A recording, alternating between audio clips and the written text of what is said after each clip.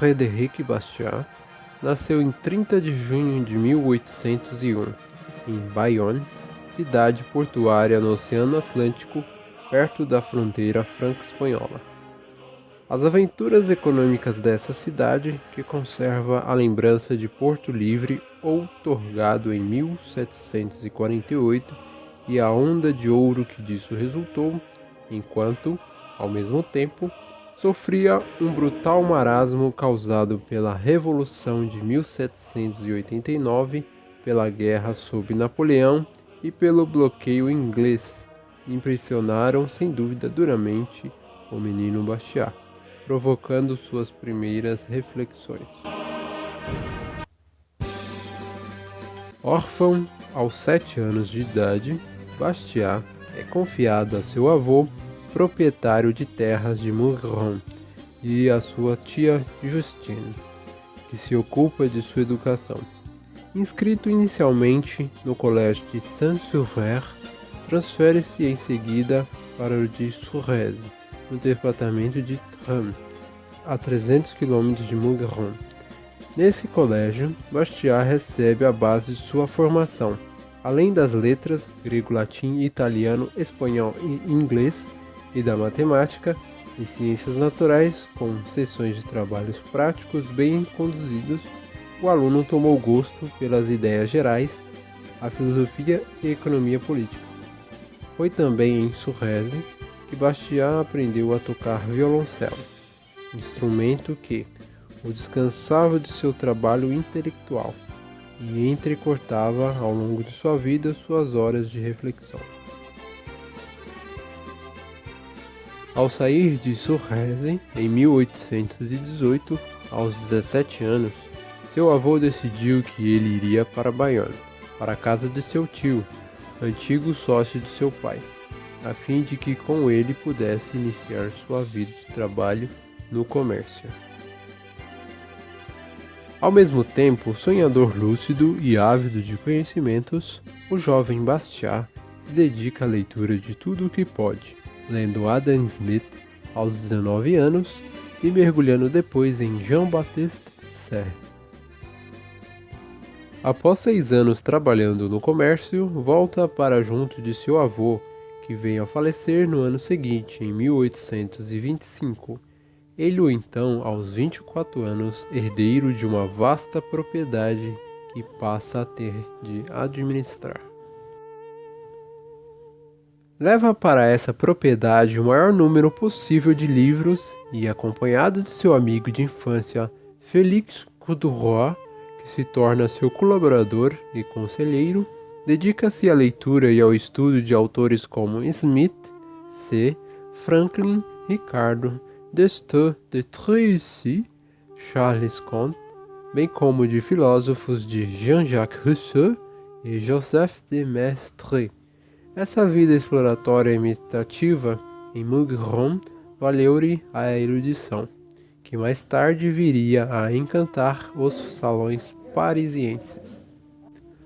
Mas Bastiat também se revela bom administrador de terras, embora fosse acusado de se preocupar mais com suas reflexões do que com seu patrimônio.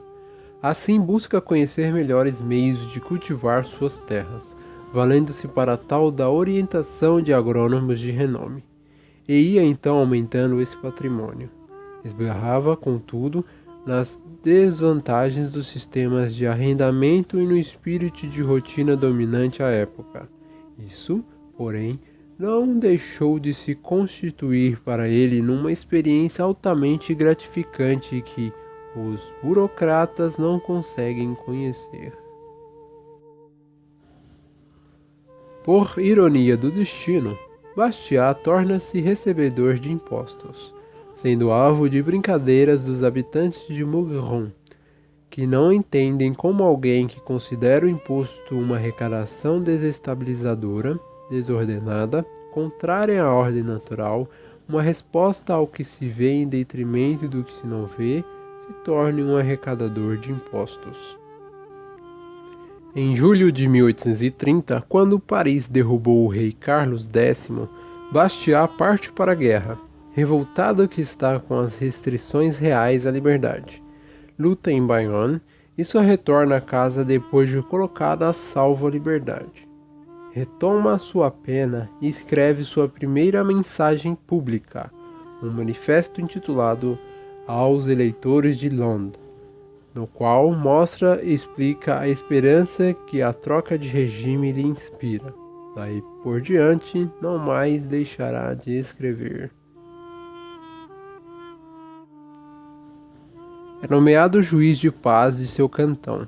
Faz justiça meio displicente, sentado numa cadeira, com os cotovelos sobre o espaldar, batendo a mesa com um corta-papéis e desenhando bonecos à maneira dos estudantes. Pronuncia sua sentença julgando pelo bom senso e pela equidade, o que é bastante para os litigantes.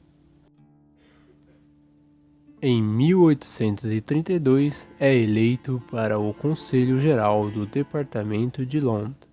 Aí batalha por um melhor equacionamento do imposto territorial. Em 1848 é eleito deputado constituinte e, em seguida, é conduzido à Assembleia Legislativa, onde se torna inclassificável, pois se revela republicano demais para os conservadores e conservador demais para os republicanos. Bastiat consegue isolar-se graças à independência de seu espírito. Não é necessário, diz ele, olhar com quem, mas por quem se vota.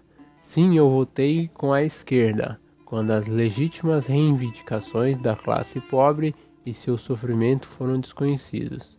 Sim, votei com a direita, quando se tratou de resistir aos exageros das falsas ideias populares. Embora não dotado de força oratória, sobe várias vezes à tribuna, sobretudo para defender o direito da associação de patrões e operários, em virtude de uma questão envolvendo a expropriação e para reiterar sua hostilidade a todo e qualquer monopólio. Escolhido para integrar a Comissão de Finanças da Assembleia, foi eleito seu vice-presidente por 8 vezes consecutivas. Mas sua atividade principal, a qual se atém com perseverança, é escrever. Revoltado contra o protecionismo cego que domina na França a política econômica e que resulta num encarecimento excessivo da vida desproporcional aos salários e priva a indústria e o comércio da estimulante concorrência estrangeira, entusiasmado com as ideias de Cobden, Fox Bright e outros que na Inglaterra levam avante o bom combate em prol da livre iniciativa, influenciado ainda pelo apego aos espanhóis à independência individual, Bastiat escreve Influência das tarifas francesas e inglesas no futuros desses dois povos. Aí compara as duas políticas econômicas, a inglesa, que se abre pouco para a liberdade, e a francesa, que afunda um pouco mais no obscurantismo do protecionismo. Tal artigo, encaminhado ao Journal des Économistes, sem qualquer recomendação, é colocado no fundo da gaveta. Um dia, porém, descoberto pelo redator-chefe, é publicado e consagra Bastiat como economista. Logo é convidado a Paris, onde desembarca em 1845. Lá conhece Horace, presidente da Câmara de Comércio, e começa a publicar sem parar.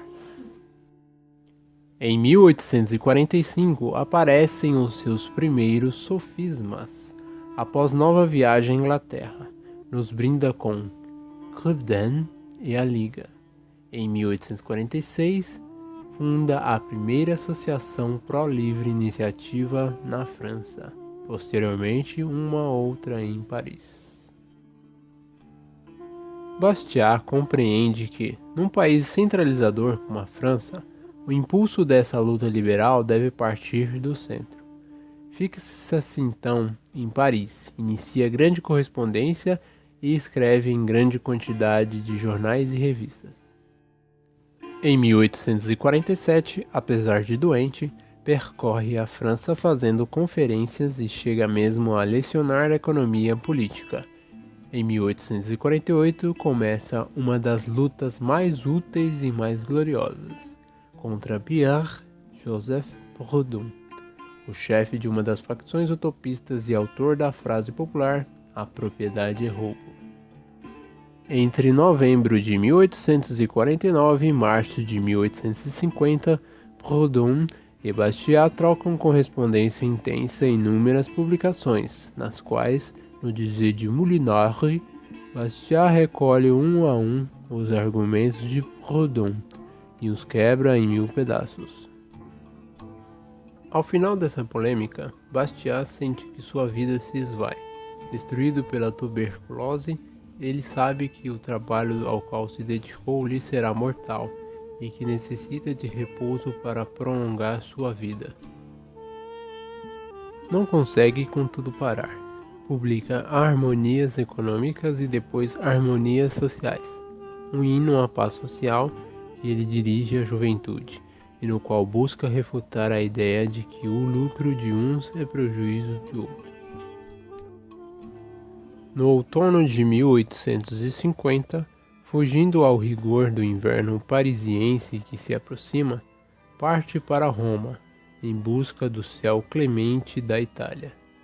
No dia 24 de dezembro de 1850, ao cair da tarde, Bastiat expira.